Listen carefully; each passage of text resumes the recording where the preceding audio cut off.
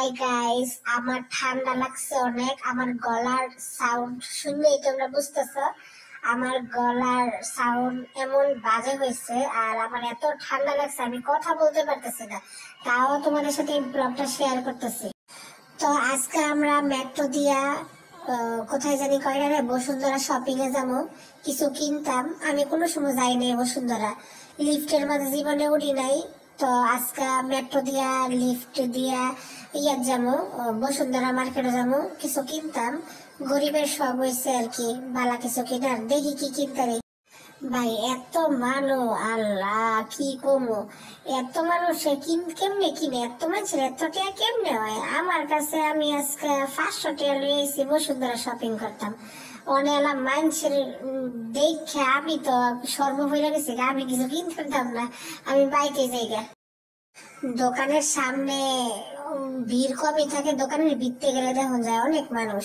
আর জিনিসপত্রের দামের তুলনায় জিনিসপত্র গুলা ভালোই এলো, কারণ এলো সব হচ্ছে গিয়া ব্র্যান্ডের মাল।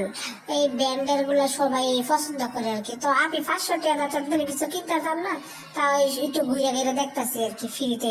ঘুরলে আবার টিয়া লাগে না, আপনারা সবাই ঘুরতে পারবেন, সমস্যা নাই। তো জায়গাটা কিন্তু মোটামুটি খারাপ না, জায়গাটা ভালো। এই সাইড দিক দিয়ে কত মানুষ ঘুরতেছে, এই যে লিফটে মানুষ উঠতেছে নামতেছে, তো ভালোই লাগতেছে আমার। কম টিয়ার মধ্যে কি আরো কিনতে পারবো? আর যে দোকানপাটের ভাড়াও তো এই বেড়া চলতারে না। আর আমি কিনো 500 টাকা জিনিস, আমি কিনতে পারছিলাম ফ্যান শার্ট দুইটা কিনতে পারছি 500 টাকা, কি একটা ব্যাগ খোলাবে।